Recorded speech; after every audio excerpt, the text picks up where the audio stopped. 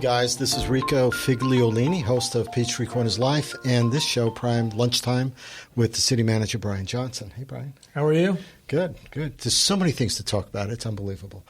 I feel so futuristic and near-future stuff that's going on in this city. But before we get into all that, I just want to say thank you to some of our sponsors. Prototype Prime here has supported us through this podcast studio to be able to do some of these podcasts here, so I do want to mention that and thank them. This place is phenomenal. And, in fact, I really should refer to this whole organization really as Curiosity Lab at Peachtree Corners, because that's really what it's about. And Prototype Prime is just a part of that now. So I want to thank them for that here in the city of Peachtree Corners and in Technology Park. Also, a big supporter of ours is CMX Cine Bistro. They're a luxury dinner and a movie theater with reserved seating. Beautiful place, really a 4-star restaurant that shows movies. You can actually probably just go there and have dinner and be good. But they have great food, great cocktails. Everything's done from scratch, all their desserts. Great place to be, great first-run movies. They're showing some decent movies, some really good movies this weekend, and wish I knew offhand which ones they were, but I'll check on the website and you'll find that. Go to cinebistro.com and look up Peachtree Corners. Great stuff there. Good organic ingredients to their food. Excellent. And last but not least is Explore Gwinnett. It's the city's tourism, more than that, but tourism bureau, if you will, that talks about the city, the diversity here, the foods. They do Soul of Korea, which is a great food tour of the Korean restaurants here in Gwinnett County. Just one of many things the city does. And we do a top 10 list with them. You can find that on our website. In fact, you could go to PeachtreeCornersLife.com or our newest site, LivingInPeachtreeCorners.com. And, of course, the magazine is hosted there as well. I do want to also tell you that we are now, Peachtree Corners Magazine is a sponsor of the Smart City Expo Atlanta. It's the first North American exposure of this big expo that's done internationally in Barcelona. It's about all things smart city, everything that you can imagine that deals with businesses and the people on the street and making life sustainable, smart, where everything talks to each other, where life can be better maximized, if you will, through the services of a city done smartly. And which ties into what we're going to be talking about, because Brian just came back from Israel. So there's that. There's the Smart City Expo that's happening here in September at the Georgia World Conference Center. And we're going to be, I think, an off-site demo site for the 1.7-mile track that we have, autonomous track. And so let's just jump into it. With Israel, let's... Well, before that, okay. The link here, we got our big, if you want to call it, opportunity on the international stage with the Smart City Expo World Congress in Barcelona last year. That's right. Mm-hmm. We were asked by the Metro Atlanta Chamber to join them and be part of the U.S. delegation to go over there and talk about what we're doing here. Right. And it was at that expo that I met a lady who works for the Israel Innovation Institute. And this institute hosts a annual mobility conference. Mm-hmm. And I was asked to speak at the mobility conference. Okay. And was sponsored to go over to Tel Aviv for this conference. And so I was just there last week with my assistant city manager. We went over there and we did two things. One is the day of the conference, we had, we were involved in some of the interactive discussions there, mm-hmm. everything from, working groups getting together. I was on a live, international live feed on question and answer from startups on what different countries are doing to help facilitate that. Right. And, put it in perspective, I followed on one of my talks with, I followed Henry Ford's great-grandson, Bill Ford, the current chairman of Ford Motor Company. Okay. So they had some big names there, so it was impressive. And then we worked with the Israeli Chamber of Commerce. Okay. and an organization called Connex, which is an organization whose primary mission is to link American and Israeli companies together. And the remaining days that we were over there, we ultimately met with 37 different organizations who have some interest in ultimately our facility here. And they were everything from startups themselves. There's some unique startups that are looking to get into the American market or test at a facility that is affordable to test, or test at a facility that has the technology necessary to do that. We met with some other incubators that are interested in maybe creating some sort of a pipeline between Prototype Prime and or even the entire Curiosity Lab and them. And then the last one is we met with a number of government agencies over there who are very interested in creating a long-term partnership in which, especially from their perspective, the nation of Israel is got about the same market size as Metro Atlanta. So when you create something over there, and they have a very vibrant, healthy startup and innovation environment over there.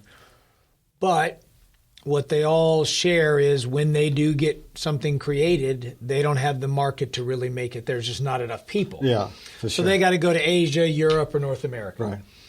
So we were an interesting opportunity for them to, again, establish a relationship with a municipality that's in a big metro market.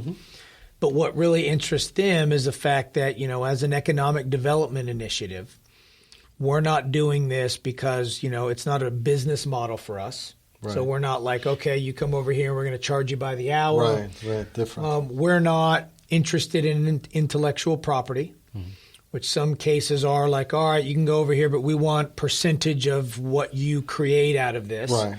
And we also are in a position where we can properly protect and even keep confidential proprietary information that some companies may want to test here, but then they don't want their competitors to know certain things about their testing. Right. So, and then of course, all of that is combined with the fact that you can use the facility for free as long as you meet certain criteria. Right. And we're the only level of government that needs to give people permission. Which, like in Europe, we would have a hard time in some cases competing with a few locations in Europe because they're way ahead of us when it comes to some of the mobility stuff. But they are very heavily regulated, lots of layers of regulatory stuff, all the way up to the European Union. And when they hear that, wait a second, you don't have to get other levels of government. And in Georgia is actually, if you look at it, one of the most friendly states to do autonomous vehicle testing in the country because of maybe it's more of lack of regulation. It is because slightly regulated, right? Yeah. But there are some states that prohibit it, some states heavily regulate it. A lot of states force you to register at the state level first and go through a bunch of hoops before you can. Yeah. So Georgia's done it right so far. We're in a good position. But anyway, that third group over there, these organizations, Israeli organizations that are interested in, this partnership are thinking, look, we might be able to cultivate and foster technology in Israel. And then if they have a product and it gets to a certain point, then we have a relationship with somebody in America that can either A, help take something that's been created and tested in a closed controlled environment. And what we oftentimes say is our living laboratory is where you go when your technology is graduated from the closed controlled environment. You got to crawl before you walk and walk before you run. We are the walk.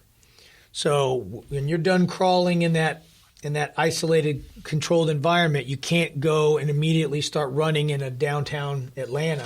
And it wouldn't work. Too there. complicated. You couldn't insure it. Too dangerous. And all that other stuff. 5G's not even available. Well, and then there you go. Point, I mean, so. some of that kind of stuff. Yeah. And so we offer that crawl phase. And so Israeli, these government agencies and in some cases cities over there are like, wow, we could send companies over. They can either test, or if they're beyond testing, they can demonstrate into the American market. It almost let becomes people, a showroom absolutely. for other cities to come see what's out there. And that's a great place to be, being a showroom like that. It is. And so, we're talking about maybe we create our own once-a-year type of event where we have delegations come over. And so, as a country, Israel's unique, again, in that it not only has a very vibrant startup community, but it just doesn't have enough population for that to stay the there. Marketplace, right. Waze was invented there. It's a lot but as soon as, a lot. I mean, we could go down the list, but I mean, we talked to some people who were involved in the initial launch, and they got it. They tested it a few places, but, for them to really monetize it, they had to go to the big market. Yeah. And they have to leave. And the big markets are U.S., China, Europe, North America. Right. And that's where they're headed. So we feel like we're in a really good place. So, it's somewhat overwhelming but exciting that we got back, and we met with 37 different organizations, and about half of them have, in an unsolicited manner, reached out before we even had a chance to say, hey, great meeting you. Let's keep this going. Don't forget about us. We're really interested. So there's going to be some exciting partnership opportunities we'll be announcing as we kind of get some of these things to coalesce. It'll probably come out slowly, but and I think the last release I saw was about the Ray. It was, and we've had that for month and a half. Okay. We are trying to a degree pace ourselves. Also, if you have a partnership, sometimes the other partner has kind of some timing that is their sweet spot. And so, yes, we just announced our partnership with Array, and that's the 18-mile section of I-85 from the Alabama state line to LaGrange. And so they're a rural interstate version of what we're doing, doing here. And so we're going to be sharing users, sharing technology and innovation, and in some cases, like we've talked about before with the solar panel in the roadway, the Ray would potentially be actually call it a customer of ours for a period of time, where we let them take one of their partners that makes the solar panels, and we build a solar road. We put solar panels on top of the road, let the cars drive over it, while it's actually generating real electricity, feeding into the electric vehicle charging stations we have at the front of City Hall.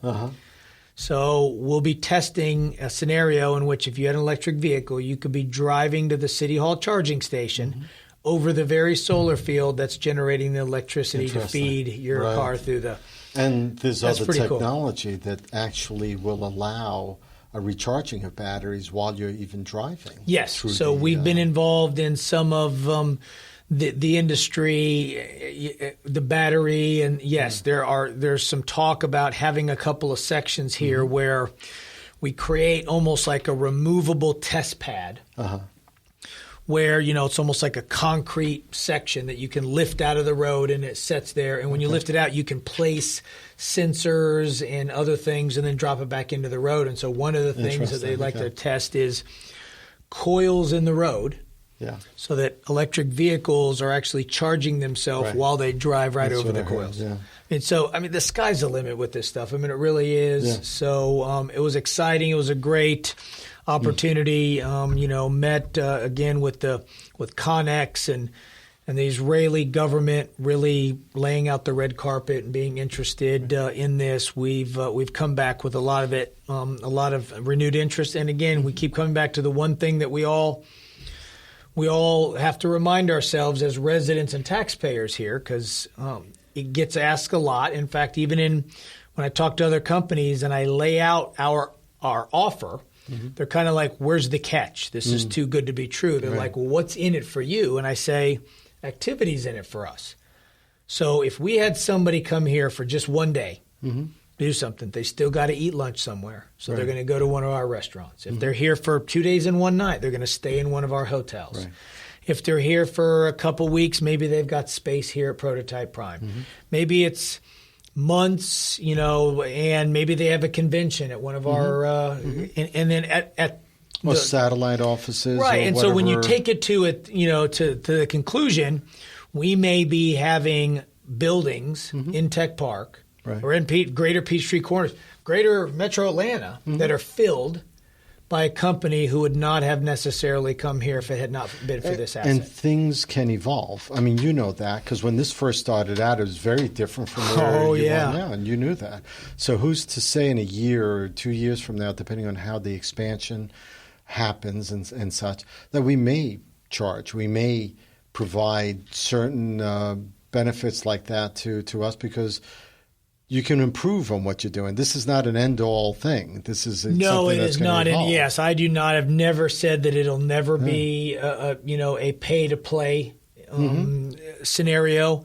If we certainly get enough activity where people are waiting in line or whatever, Right, we then certainly will consider it as a pay-to-play endeavor. And right now, it's the term loss leader. Yeah. Sometimes first to the market, you got to Right. get them in. But remember, we've got a narrow window. We were a combination of both fortunate and some smart decisions. We ultimately got into a situation where we have technology, including a 5G backbone, Right. wireless backbone, Yeah. earlier than anybody else. And you combine that with all the other tech we're putting in here, we are out in front. Our intent is to try to lock up as many relationships. And this is why you have to do it without charge. That's correct. Right. Right now is Makes lock sense. it up Sure. because one day, probably sooner than we like, City X out there could already be planning to do that right now. sure. And be like, you know what we ought to do? And City X could have an even better asset. Maybe they have a longer track. Maybe they have wider lanes. Maybe they have more. I mean you who knows? You have, what is it, Planet M in Michigan? I mean, the idea M-City. Yes, M-City. yes. The idea that Michigan is not leading in something like this, Detroit is not leading in something like this, is almost ridiculous when you think about Motor City. It is, or but former Motor City. M-City and some of the other ones like Gomentum Yes. out in California. Right.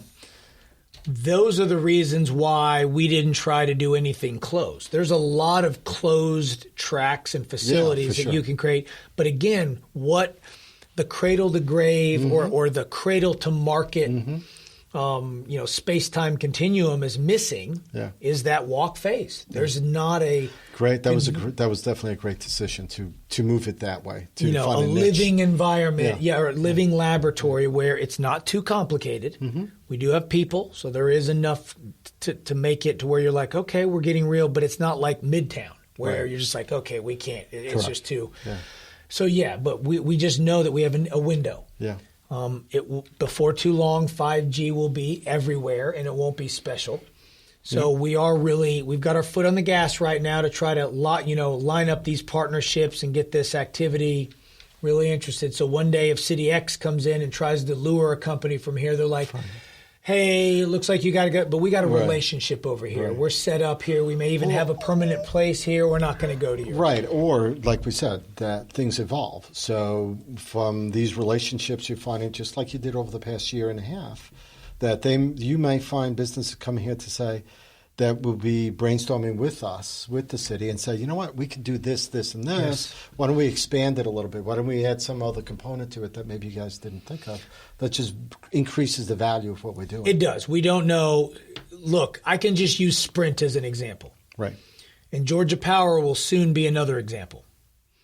Sprint is an example of, because the city made the decision to do this, it was so enticing to Sprint that they were willing to not only put in 5G network ahead of everybody else on their dime. Right, on their dime, yeah. But then there is money coming back to the city because of their of their relationship with us, Right. and they are the exclusive. They have an exclusive wireless relationship with the city for this mile and a half. Now, anywhere else in the city there isn't, but it was worth something. So we wouldn't have gotten 5G as early as we did. Right. We may not have gotten companies like ASHRAE, who's moved their world headquarters and wanting to create the building of the future right here in Tech Park. If it had not been for the fact that they were like, wait a second, they've got all this tech that we can tie into, we can get expertise with, we can partner with. So it's paying dividends. I don't think I'm exaggerating when I think of the World's Fair in 1964, where you had pavilions of products of the future. And that's almost how I feel Technology Park can be, with these companies moving in, rebuilding some of these buildings towards a smart, sustainable future. And you have a place like the track, and you have other things going on here.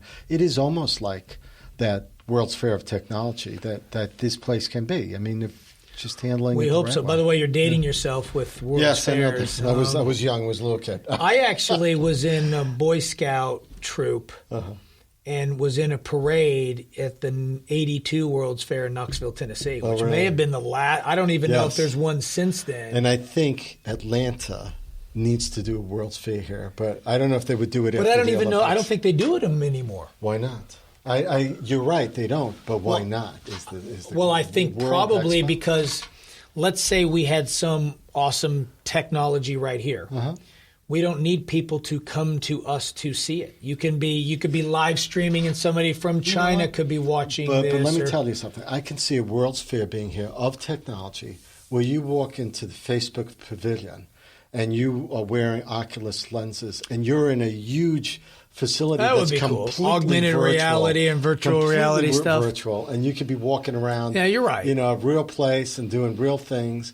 That's one way for Oculus Rift to be able to sell. You can never replicate being in person. No, you're right about no. that. The idea to be able to step in, and whatever it is, and even sitting into an autonomous vehicle that shuttles you within that expo. It's just like there's so much that can be done. So someone just needs to think about doing it. Well, you're right. I mean, like when Phantom Auto first got to us, they teleoperate. I could have tried to envision what it felt like. I could have seen a video of what it looked like. Yeah. I could have even stood next to the car and seen it do this. But until you're in a car where there's nobody in the driver's seat and it pulls out and drives down the Las Vegas Strip at the Consumer Electronics Show, and you're sitting in the passenger seat and there's nobody there. It's being driven by somebody in Silicon Valley, sitting with a. Until you experience that you're right. It loses something. Correct. Versus if you just saw a video of it happening. Yeah, and I think that you're right. I mean, there's a consumer base that would enjoy being able to see these things, and this is why that expo in September, the Smart City Expo in Atlanta. That is that offshoot of the Barcelonian World Expo is important too. So let's talk about it. About that. So the annual one you talked about when we were last November got so big that Fear of Barcelona that organizes it said, let's set up regional affiliate conferences. So there's an Asian Smart City Expo, and there's a Europe one, and then there's a North American one. And Atlanta got the very first. Now, is that going to be an annual thing in Atlanta? Do you know? It's going to be an annual thing in North America. Okay. I don't know if Atlanta locked it in long term, or they're going to make it competitive, or what. Okay. I would love it if it was here all the time. Sure. But I know there was a lot of hard work by a lot of people. The one I know for sure was involved was somebody who's been very, very much a huge proponent of ours, and that's Cynthia Curry with the Metro Atlanta Chambers IoT department, and she been a huge proponent of ours. Was the one who invited us to Barcelona last time, so they did a lot of work to get it, and so we're excited that you got a chance to be a part of them. And we have a chance to do the same thing. We have been named as an official offsite demonstration location. So the morning. Of the Wednesday morning, the conference starts on September 11th. We'll have an event here at Curiosity Lab, in which we'll have some demonstration of some of the companies that have some cutting edge tech in mobility and other stuff. And we're going to also make it our official ribbon cutting for Curiosity Lab. Nice. So we'll be announcing some of the, really big muckety mucks that'll, come to these kind of events. But we got some big names that'll be here to help us, create, because we've created something that doesn't exist in the country. So certainly the state of Georgia should be proud to have something that nowhere else in the country has. Yeah, I would think. It's going to be exciting. It's just going to be exciting to see what goes on there. All right, so let's pull it all back from the world back to City of Peachtree Corners. Even further, because we had a city council meeting last night. We do. We can't forget about why we really exist as a city, and that's to make sure that Peachtree Corners is a good place to live, work, learn, and play. Right. So the most important document mayor and council ever approve is the annual budget. Mm-hmm. It's the guide that keeps staff, direct staff and what we do on a day-to-day basis, how much, resource we put to everything. And so we had that yesterday or last night, went through, the pretty typical, the process. We, of course, start our budget process, 6 months ago. Sure. And, council starts giving us some big picture priorities, and then staff starts, anything bigger that was in the budget that came in the last 6 months that since then, two things of note beyond some of the typical stuff. Of course, those of you, who have lived here long enough, they know that, there are some pretty typical things council does. We usually put $1.5 million in resurfacing every year. Mm-hmm. We put in, about $500,000 into sidewalk every year. So we set aside certain things, and then we have certain, specific capital improvement projects that we're involved in. And we're doing, you guys took over the water, the city took over the water. Stormwater. Yes. So now all the drainage is our responsibility. Right. So the projects being developed for that also? There are. That's twofold. One is assessing the current drainage system. Mm-hmm. And then, so knowing where our next repairs or improvements or whatever, really, the next maintenance needs to be before it becomes a repair. Right. That's our like goal. Peachtree Station happened. Flip and Trail.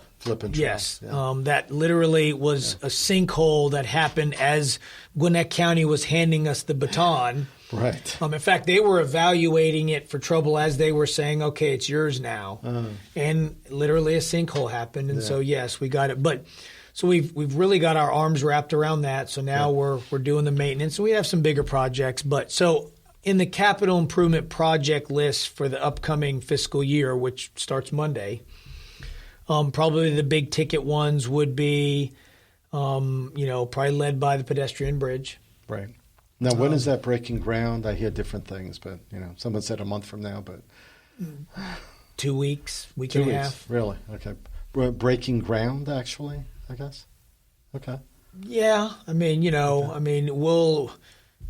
There's really not a lot left to do prior to breaking ground and doing some site work. And it'll be some site work for a little while, and then they got compaction they've got to do, and they got certain things like that. So, going vertical, it could be a while. Okay. You're going to end up having the two towers built first. So you'll see the two towers coming up. Uh-huh.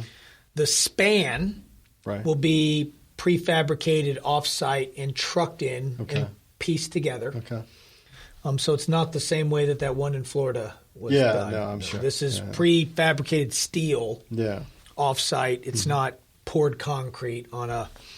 But so the two towers will come up out of the ground to a point where you can lay the span in. Mm-hmm. The two towers in the current phase have a stairway and an elevator. Okay. So they're ADA compliant. It's a little bit larger of an elevator, so you could get a bicycle in if you wanted. Yeah. And so the towers will get to a certain point. They'll lay the span in, and then once the span is in and locked in, then we'll finish up with the nice pretty stuff that you put on the outside. And, probably of note would be one of the more unique things. Of course, the two towers are they're very modest now. Mm-hmm. They're not. They're not the. They're not opulent. They're not opulent. Okay. But they look good. I mean, because again, this is an above ground feature that everybody's going to see. It's kind of a gateway into the city. Yeah, I mean, you want it to look good. We do, and not so institutional. So one of the things that we had some help with that I think is a pretty cool way to achieve a requirement from DOT is Georgia DOT, which State Route 141 is owned by the state. When you span it, they have some requirements for the fencing on the bridge to prevent people from either themselves going over or throwing something over. Yeah. So there's a requirement for a 10-foot tall essentially fence with minimum size openings in it. So a chain link could, I believe that essentially meets the intent. But that's not what's happening. Well, we did not want that. No. So what we did is we experimented and looked at some ways to do this a little bit better. And what we've done is found, or there's a company that's going to take, I can't remember what material, maybe aluminum sheets or whatever, and they're going to punch holes in it. In a pattern. Yeah.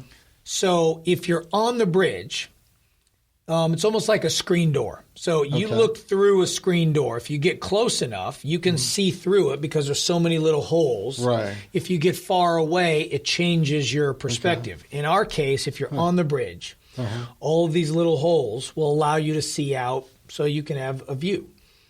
If you're on the ground at a distance, all these holes will have formed City of Peachtree Corners in letters. Way of doing that. Including a little leaf for the trees at the end. So from a distance, it'll say that in perforations. Sure. But those holes, you know, they're small enough that they meet Georgia DOT's requirement on that, but they're frequent enough that when you're up against it, you'll be able to see out really just pretty well. You don't feel like it's obstructed. It's like a wrap on a bus, on a city bus. That's correct. It's the same way. So you stand further away, you see the message. You're inside the bus, you can actually still see out. So, yeah. That's exactly right. So I'm pretty excited about how that's going to look because it's a way to achieve the safety aspect. Right. And still look pretty. And still actually say something on their app. Yes. So we're excited about that, but so that was that's probably the one that everybody's like. Now there's an additional. Well, there'll be ramps at some point, I would imagine. It is in our the CIP now. It's not in the next year's right away. Now, just that's interesting you bring it up because we've put a pause on that for a number of reasons. Probably the most important one is we are. Now that we've gone into the execution phase of one bridge, we have started on looking at the southern, So there may be to where we push the ramps out a little farther so we can do another bridge sooner.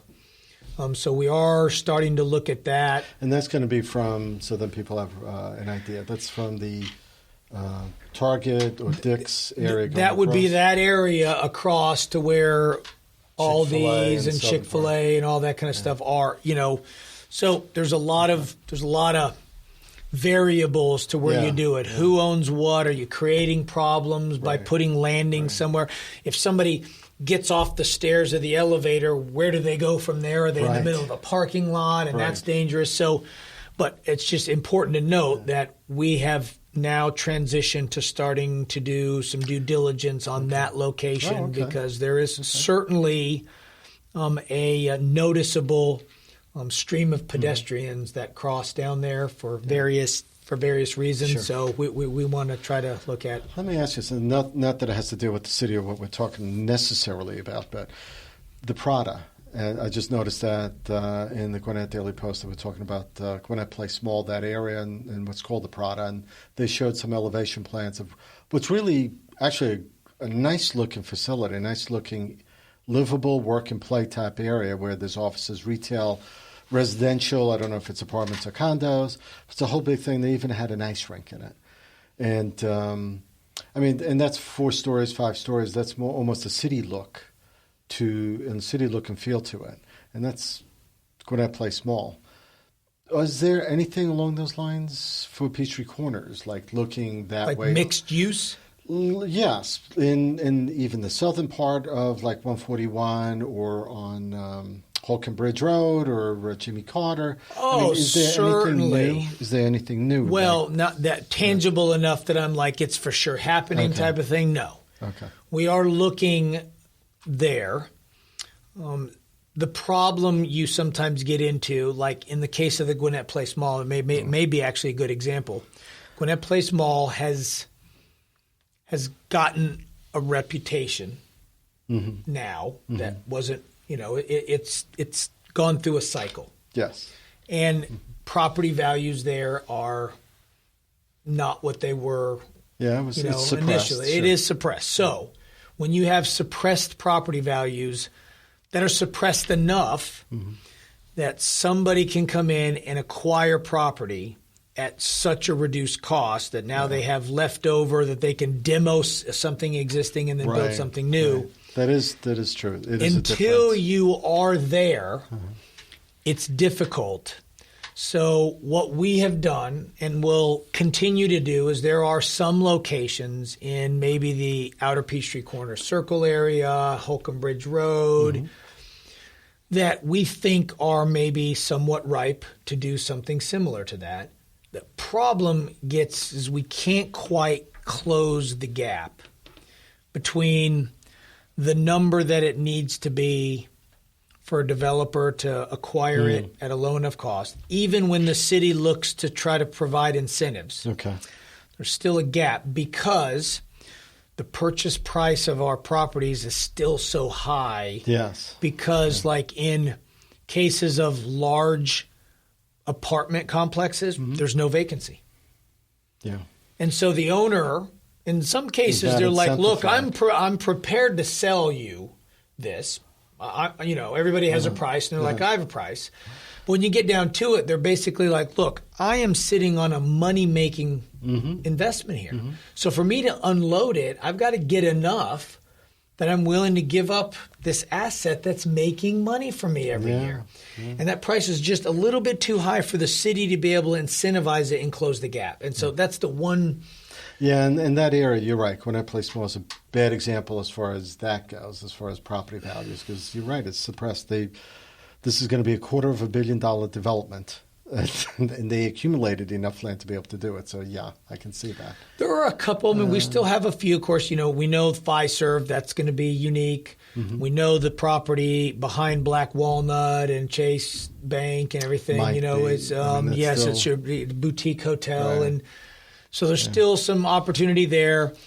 The Governor's Lake area is probably the best when it comes to there's property that's not been developed ever yet. And it's about 90 acres or something, 80 acres? It's fairly large. It's a pretty large, absolutely. And so that one might be one where we find that we can close a gap and get somebody interested in doing something. We've had some talks. So we're always looking at that. But again, one thing last night you got to remember is council, got elected and have, tried to commit to not having mission creep and having government do a lot like you oftentimes see. Sure. And because of that, we've been able to maintain, we're going into our 7th year without city property tax, which is mostly good. The only downside to that is cities that do collect property tax oftentimes have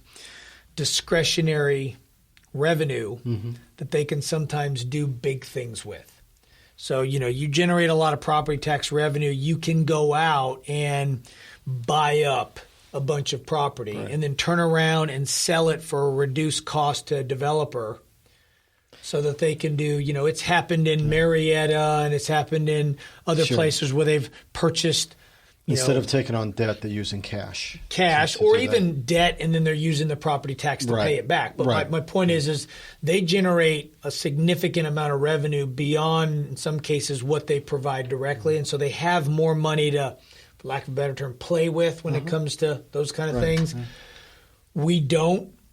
Mayor and council are glad to be able to say that we don't have a lot of discretionary because of no property tax. But, we could go into some of these and pay a lot of money and acquire it, and then turn around and sell it to a developer at a low enough dollar amount that they can do what we want. But we're losing money at that point, and you can only do that when you're... Yeah, true enough. And to some degree, that's what the town center was like, right? Buying that property.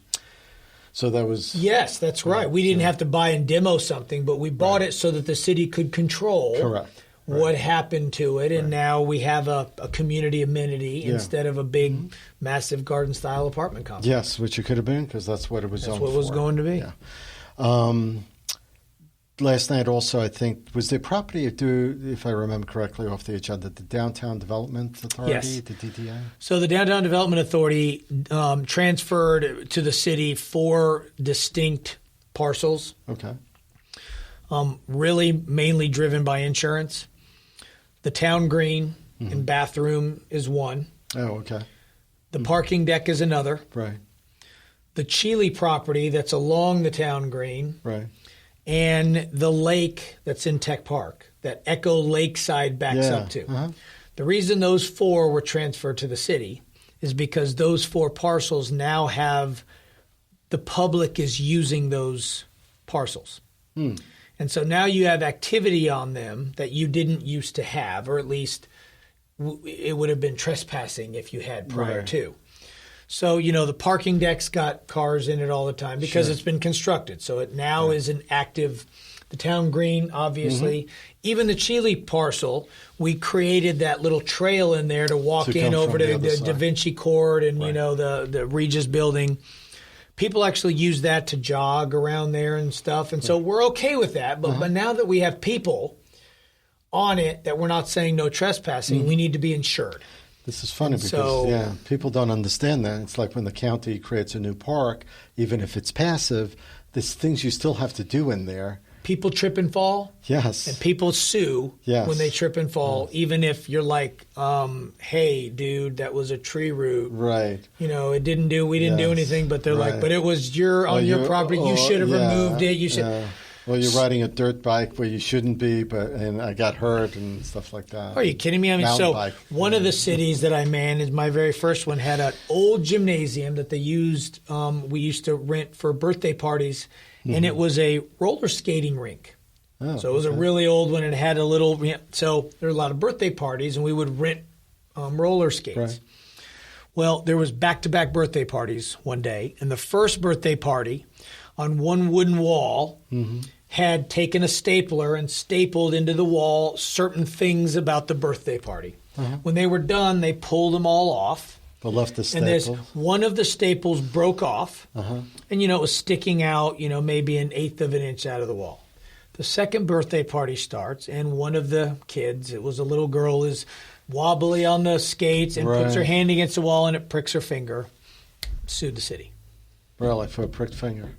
Wow. Oh, yeah. That's probably not even so we have to be insured. Yeah, sure. And so that's why the DDA transferred it, is because there's no need for the... And we have trails along that lake, that's why. Well, that too. And Echo Lakeside built a dock. And they have But that's private kayaks.